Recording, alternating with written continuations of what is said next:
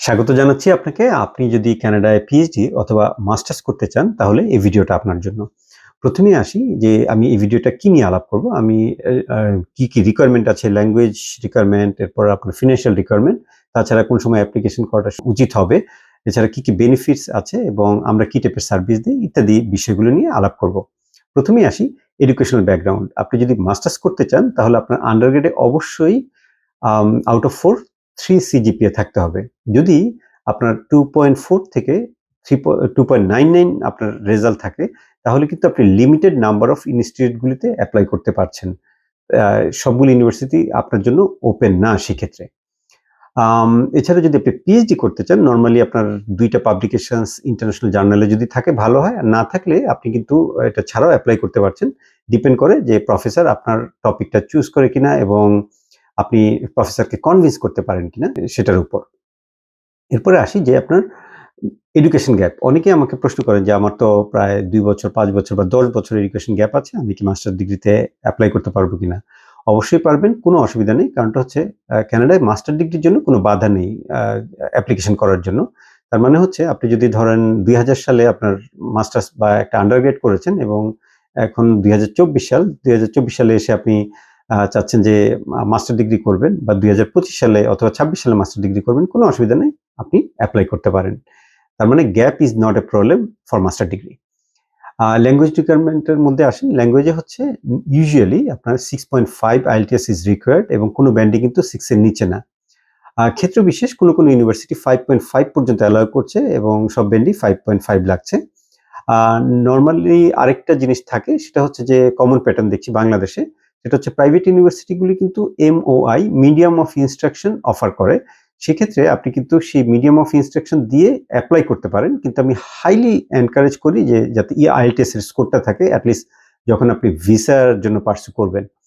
এছাড়া আপনি ডুওলিঙ্গো অথবা পিটিই অথবা টোফেল দিয়েও কিন্তু এপ্লাই করতে পারছেন। ল্যাঙ্গুয়েজের ব্যাপারে যদি আমি একটা সামারি করি, তাহলে এভাবে বলব যে আপনাকে আইদার ওয়েতে কোনো না কোনোভাবে আপনাকে অবশ্যই ল্যাঙ্গুয়েজের যে প্রফিসিয়েন্সি আছে সেটা শো করতে হচ্ছে।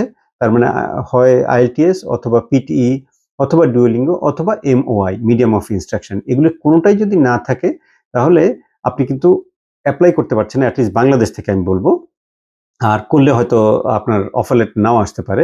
কিন্তু আপনি যদি কোনো ইংলিশ স্পিকিং কান্ট্রি থেকে পড়াশোনা করেন, এট লিস্ট 2 ইয়ার্স আন্ডারগ্রেড করেন অথবা 2 ইয়ার্স এর মাস্টার ডিগ্রি করেন, তাহলে কিন্তু আপনার ল্যাঙ্গুয়েজ রিকোয়ারমেন্টটা আপনার জন্য না। তার মানে হচ্ছে যে আপনি যদি ধরুন ইংল্যান্ডে পড়াশোনা করলেন ২ বছর এবং এখন মাস্টার্স করতে চাচ্ছেন কানাডায়, তাহলে সেক্ষেত্রে আইএলটিএস অথবা টোফেল না হলেও চলবে।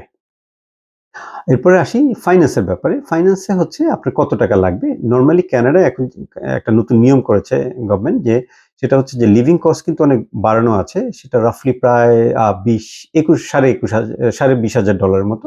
আমি জাস্ট সুবিধার জন্য $২১,০০০ ধরে নিচ্ছি। তার মানে আপনি যখন যে ফাইন্যান্সটা দেখাবেন সেটা $২১,০০০ প্লাস হচ্ছে টিউশন ফি। ধরুন আপনি মাস্টার্স করবেন ১ বছর, টিউশন ফি হচ্ছে আরো $১০,০০০। তার মানে ২১,০০০ এবং আরো ১০,০০০ হচ্ছে $৩১,০০০। এই পরিমাণ ইকুইভ্যালেন্ট টাকা বিডিটি আপনার থাকতে হচ্ছে ব্যাংকে এবং সেটার কিন্তু বয়স ৪ মাস লাগবে। তার মানে রাইট ওয়ে আপনি আজকে জমা দিলেন, কালকে আপনি স্টেটমেন্ট নিয়ে আসলেন, সেটা কিন্তু হচ্ছে না। আর এইটা আপনার এই টাকাগুলি হয় সেভিংস সার্টিফিকেট অথবা সেভিংস অ্যাকাউন্ট অথবা এফডিআর, এই ৩ টা ফর্মে থাকলেও হবে। কিন্তু আপনার যদি কারেন্ট অ্যাকাউন্টে এই টাকা থাকে তাহলে কিন্তু হচ্ছে না। আর স্পন্সরশিপের জন্য আপনি নিজে স্পন্সর হতে পারেন নিজের, অথবা আপনার বাবা-মা, ভাই-বোন, আত্মীয়স্বজন অন্য যে কেউ হতে পারে। সেটার জন্য কিন্তু কোনো বাধা নেই। অনেকে মনে করেন যে ফার্স্ট ব্লাড না হলে কানাডার ভিসা হয় না। এটা হয়তো একটা মিথ চালু আছে, কিন্তু না, আপনার যদি যুক্তিযুক্ত কারণ দেখান তাহলে কোনো অসুবিধা নেই। অ্যাপ্লিকেশনের টাইম, বেস্ট টাইম হচ্ছে সেপ্টেম্বরে আসা কানাডায়। সো অ্যাপ্লিকেশনটা আপনাকে করতে হবে এট লিস্ট আমি বলবো ৫-৬ মাস আগে। বাট ভালো হয় যদি ১ বছর আগে এপ্লাই করতে পারেন। কেন ১ বছর আগে এপ্লাই করবেন? কারণ তাতে হচ্ছে যে আমি যেহেতু ইউজুয়ালি আম এনকারেজ করি যে ৪ টা বা ৫ টা ইনস্টিটিউটে এপ্লাই করার জন্য। অ্যাপ্লিকেশনগুলি করলে আপনি যদি এট লিস্ট ২ টা অফার লেটারও পান, তাহলে কিন্তু আপনার একটা নেগোসিয়েশনের সুযোগ থাকছে। নেগোসিয়েশন বলতে আমি বোঝাচ্ছি যে স্কলারশিপ পাওয়ার ব্যাপারে, অথবা আপনি এন্ট্রান্স স্কলারশিপগুলি কিভাবে পাবেন সেটার জন্য কিন্তু অনেক সময় পাচ্ছেন। কিন্তু আপনি যদি লাস্ট মিনিটে এপ্লাই করেন, তাহলে কিন্তু এই সুযোগগুলি থাকছে না এবং ইউজুয়ালি যেসব ইউনিভার্সিটিগুলি ধরেন $20,000 $30,000 আছে, এরকম ইউনিভার্সিটিগুলি কিন্তু শেষের দিকে এসেও থাকছে, অর্থাৎ কয়েক মাসের ডিফারেন্সে। কিন্তু আপনি আবার অন দ্য আদার হ্যান্ড স্কলারশিপও খুব একটা ভালো পাচ্ছেন না। কানাডার ব্যাপারে একটা মিথ আছে যে কানাডায় স্কলারশিপ পাওয়া যায় না। আমি বলব ব্যাপারটা তা না। আপনারা অবশ্যই ওয়েবসাইটে দেখবেন এবং ইন্টারনাল, এক্সটার্নাল ২ টা স্কলারশিপ আছে। ২ টার জন্যই আপনারা পার্সু করবেন।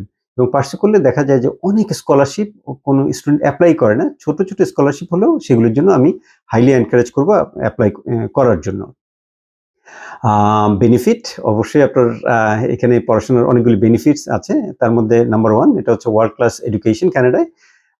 আপনার স্পাউস কিন্তু কাজের সুযোগ পাচ্ছে হচ্ছে আনলিমিটেড টাইমের জন্য। আর আপনার বাচ্চারা কিন্তু 12 গ্রেড পর্যন্ত স্কুলে যেতে পারছে।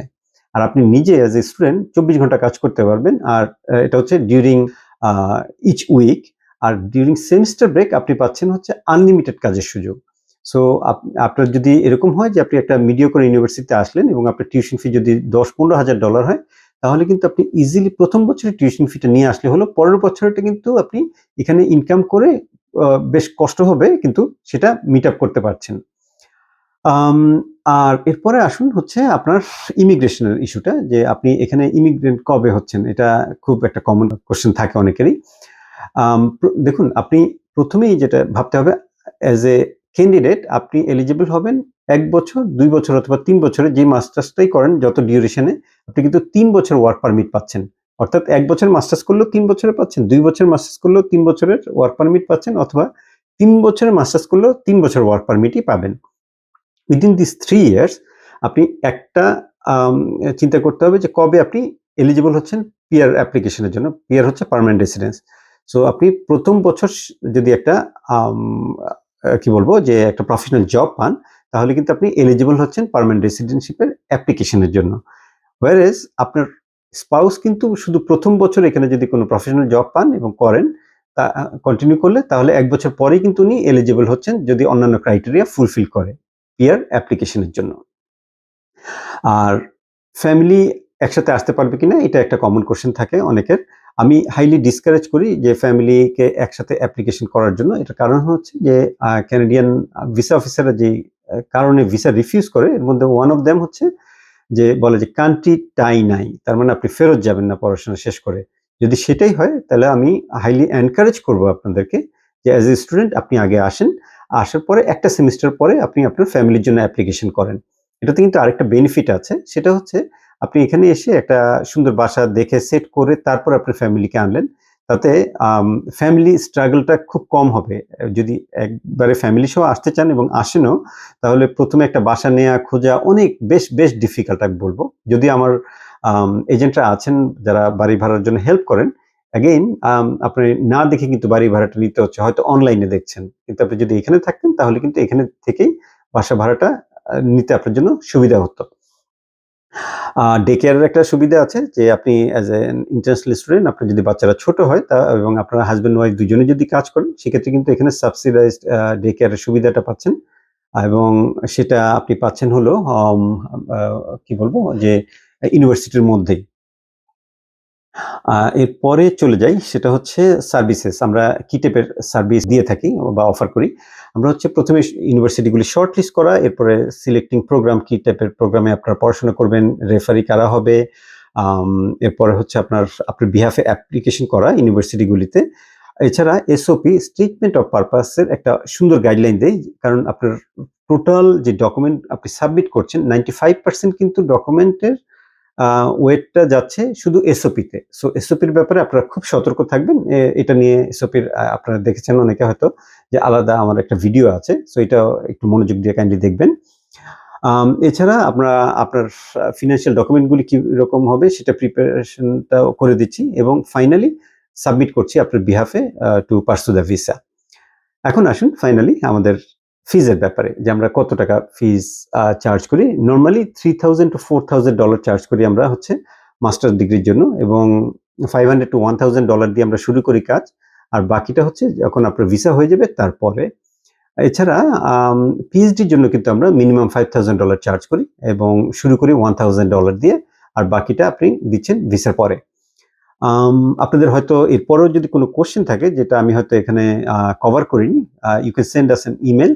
আমাদের ইমেল হচ্ছে lavi, LAVIE, laviimmigration@gmail.com।